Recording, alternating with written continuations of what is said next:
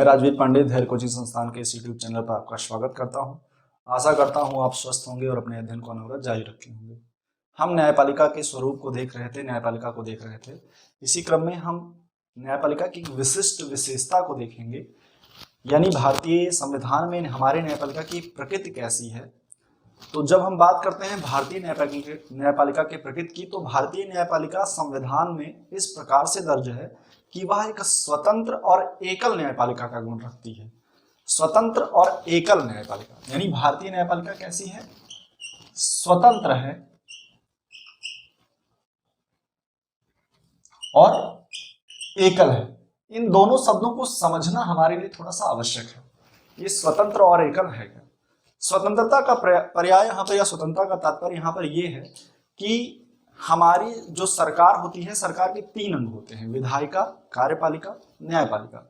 विधायिका जो विधियां बनाए वो विधायिका होती है, यानी संसद। कार्यपालिका जो उस विधि पर क्रियान्वयन करे, उस विधि को लागू करवाए, वो होती है आपकी कार्यपालिका।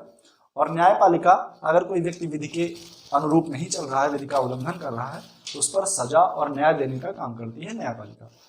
तो ये तीनों शक्तियां अलग अलग होती हैं भारतीय संविधान में। विधायिका, कार्यपालिका और न्यायपालिका का अगर हम ग्राफ बनाएं तो कुछ ऐसा बनेगा, यानी ये हमारी हो गई न्यायपालिका, ये हमारी हो गई कार्यपालिका और ये हमारी हो गई विधायिका। यानी विधायिका के कुछ सदस्य कार्यपालिका में तो होते हैं, पर न्यायपालिका पूरी तरह से स्वतंत्र होती है। और इसके स्वतंत्र अस्तित्व को बनाए रखने के लिए ही भारतीय संविधान के आर्टिकल 50 में एक व्यवस्था की जाती है, और ये राज्य से आशा की जाती है कि आप जब भी कोई ऐसी विधि बनाएंगे तो उसमें इस बात का विशेष ध्यान रखेंगे कि कार्यपालिका न्यायपालिका से पृथक रहे। यानी आर्टिकल 50 कहता है कार्यपालिका का न्यायपालिका से पृथककरण। ये प्रश्न कई बार प्रायः ऐसे इंडिविजुअल पूछ लिया जाता है कि आर्टिकल 50 या कार्यपालिका का न्यायपालिका से पृथककरण किस आर्टिकल में दिया हुआ है, तो आपको ये भी याद रखना बहुत आवश्यक है। तो सरकार से ये आशा की जाती है, संसद से आशा की जाती है कि कोई ऐसी विधि वो नहीं बनाएगा जिससे न्यायपालिका की स्वतंत्रता का उल्लंघन हो, न्यायपालिका की स्वतंत्रता अतिक्रमित हो। ठीक है, तो ये रहा स्वतंत्रता वाला। अब आते हैं एकल, यानी न्यायपालिका का स्वरूप। आइए देखते हैं कि भारतीय न्यायपालिका का एकल स्वरूप कैसा होता है, या एकल न्यायपालिका कैसे होती है। तो देखिए, भारतीय न्यायपालिका जो है वो एक शंकु के आकार की है। शंकु के आकार का मतलब कि आप उसका बेस देखेंगे तो बहुत ज्यादा बड़ा होता है, चौड़ा होता है, जबकि उसका सिरा जो होता है वो सकरा होता है ना, नुकीला होता है। तो यहाँ पर हम न्यायपालिका को पूरी तरह से समझ सकते हैं कि जब आप शंकु के नुकीले भाग को देखेंगे तो नुकीला भाग एक बिंदु के समान हमें दिखेगा, जिसपे भारत में एक सर्वोच्च न्यायालय, यानी पूरे देश का इकलौता सर्वोच्च न्यायालय है। ठीक है, तो सबसे शीर्ष पर है कौन? सर्वोच्च न्यायालय। उसके बाद और जैसे आएंगे तो शंकु का सिरा, फिर शंकु का आकार जो है वो चौड़ा होता जाता है। तो चौड़ा हो रहा है। अब देखिए, उसके नीचे क्या है? उच्च न्यायालय। तो देश में सर्वोच्च न्यायालय कितना है? केवल एक है ना, जो कि कहां पर स्थित है? आपका दिल्ली में, है ना। और सुप्रीम कोर्ट आपके यहाँ विभिन्न राज्यों के लिए न्यायालय होते हैं, उनको उच्च न्यायालय या हाई कोर्ट बोलते हैं। हाई कोर्ट पूरे देश भर में वर्तमान में 25 है। इनकी संख्या कितनी है? 25 है। और पूरे देश में अगर हम जिला न्यायालय की बात करें तो प्रत्येक जिले में एक जिला न्यायालय होता है ना। प्रत्येक जिले में क्या होता है? एक जिला न्यायालय होता है। और प्रत्येक जिले में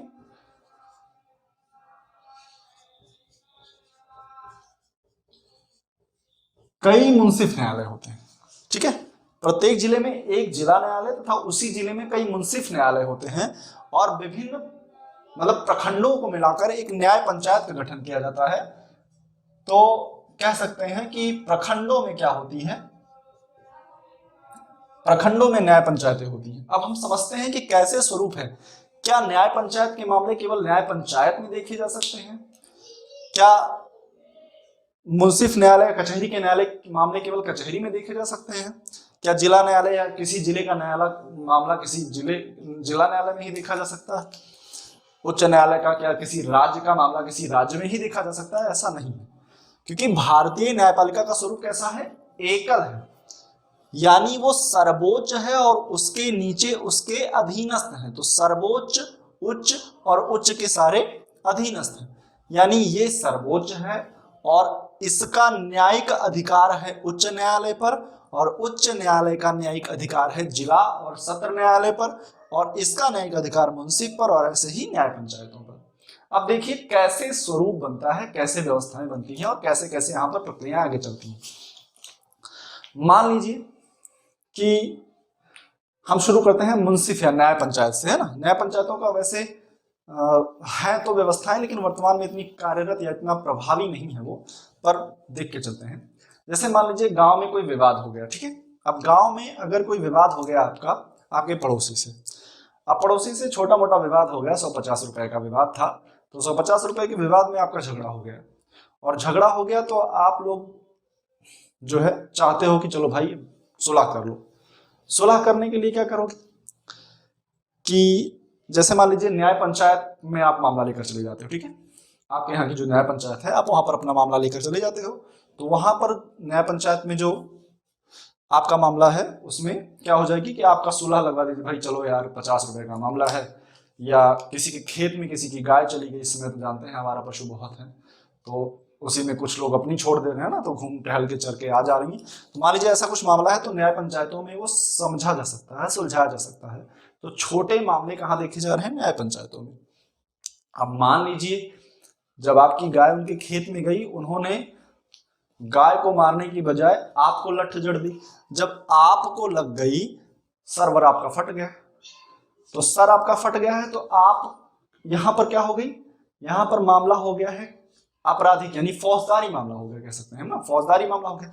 फौजदारी मामले में अब आपके पास न्यायालय तो कई है ना, और इनका स्वरूप भी एकल है, लेकिन आप डायरेक्ट यहां नहीं जा सकते, आपको निम्न क्रमों से बढ़ते हुए जाना है। आपकी यानी पहले जब आपको छत पे चढ़ना है तो आपको सीढ़ी में पहले पायदान पर पैर रखना पड़ेगा, उसके बाद तो आप मुंसिफ न्यायालय पहुंचोगे और यहाँ पर आपके मामले की सुनवाई होगी। मान लीजिए वो जो प्रभावी व्यक्ति है उसने कुछ पैसे वैसे यहाँ पर दे दिए, कुछ ऐसा कुछ हो गया, और यहाँ से आप मुकदमा हार जाते हो। अब जब आप हार गए तो आपके पास एक व्यवस्था है जिला न्यायालय जाने की, यानी अब पहले आप न्याय पंचायत से शुरू किया, और न्याय पंचायत के बाद आप कहाँ गए, मुंसिफ न्यायालय, और मुंसिफ न्यायालय से आप जिला न्यायालय गए। इसमें हमको दो चीजें समझनी आवश्यक है कि जिला न्यायालय और सत्र न्यायालय क्या होता है, ठीक है। तो जिला न्यायालय और सत्र न्यायालय का जो न्यायाधीश जो प्रमुख होता है वो जिला व सत्र न्यायाधीश होता है, ठीक है। अब वो जिला और सत्र न्यायाधीश होता क्या है, डिस्ट्रिक्ट जज या सेशन जज, है ना, सेशन बोलते हैं, डिस्ट्रिक्ट कोर्ट और सेशन कोर्ट का आपने नाम सुना होगा, है ना, तो वही है। यहाँ पर सीजेएम का नाम सुना होगा आपने, है ना, सिविल जज होता है वो।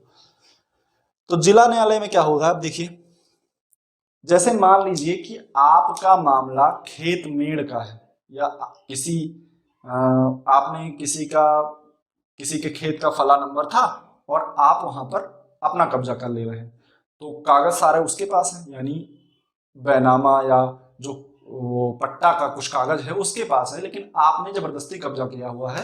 तो ऐसे मामले या भूमि संबंधी, राजस्व संबंधी जो मामले होते हैं उनको दीवानी मामले कहते हैं। और जब आप दीवानी मामले को जिला न्यायालय लेकर जाते हो तो दीवानी मामलों की जो सुनवाई होती है, अगर सेम व्यक्ति ही, जिला न्यायाधीश जो होता है, अगर वो दीवानी मामले की सुनवाई कर रहा है तो उसको जिला न्यायाधीश डिस्ट्रिक्ट जज कहते हैं, ठीक है। और मान लीजिए अब कब्जा आपके जमीन पर किसी ने किया है और आपने उसको मार दिया और उसका हाथ पैर टूट गया, अब ये आपराधिक मामला हो गया, था तो राजस्व का, लेकिन इसमें आपराधिक प्रवृत्ति भी जुड़ गई। तो आपराधिक मामले में, या मान लीजिए कह सकते हैं कि कोई किसी के यहाँ चोरी कर लेता है और चोरी करते हुए रंगे हाथ पकड़ जाता है, या वो चोरी करके भाग जाता है और हमको बाद में पता चलता है, तो हम फिर सारी चीजें प्रक्रिया होती हैं, तो आपराधिक मामला एक तरह से हो गया। इस आपराधिक मामले को जब ये जज सुनता है जिला और सत्र न्यायालय का, तो जब आपराधिक मामले को सुनेगा तो वो सेशन जज कहलाएगा या सत्र न्यायाधीश कहलाएगा, लेकिन जब दीवानी मामले को सुनेगा तो वो जिला न्यायाधीश कहलाएगा। अब मान लीजिए यहां पर भी आप हार जाते हैं, ठीक है, तो यहां पर हारने के बाद आप पुनः एक स्टेप और आगे जा सकते हैं। यहां पर हारने के बाद आप डायरेक्ट सुप्रीम कोर्ट नहीं जाएंगे, ठीक है, यहां से मामला सारा क्या जा रहा है, अब आप हाई कोर्ट जाएंगे, अपने राज्य के या संबंधित राज्य के हाई कोर्ट में जाएंगे। हाई कोर्ट में जब जाते हैं तो आप सारी प्रक्रिया बताते हैं कि भाई इनके खेत में या इन्होंने मेरी जमीन पर कब्जा किया हुआ था और मेरी जमीन पर कब्जा किया हुआ था तो मैंने इनको मार दिया और इनका हाथ पैर टूट गया है।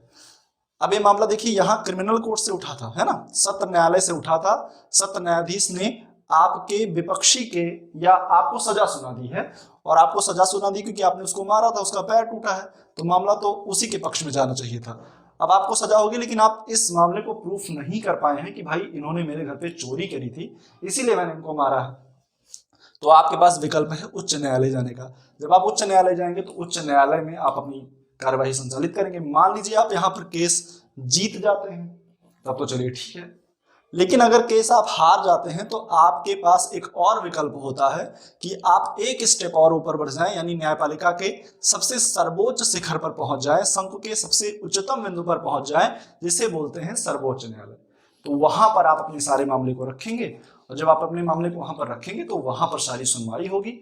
लेकिन अगर दुर्भाग्यवश आप यहां से भी हार जाते हैं तो फिर आपको यहां से मामला लेकर कहां जाना होगा, और इसके ऊपर जिनको आप ईश्वर, भगवान, खुदा, गॉड, अल्लाह कहते हैं, उन्हीं के पास सुनवाई होगी। बाकी कोई सुनवाई नहीं हो सकती है क्योंकि भारतीय एकल न्यायपालिका में जो सर्वोच्च स्थान है वो है आपके सुप्रीम कोर्ट का।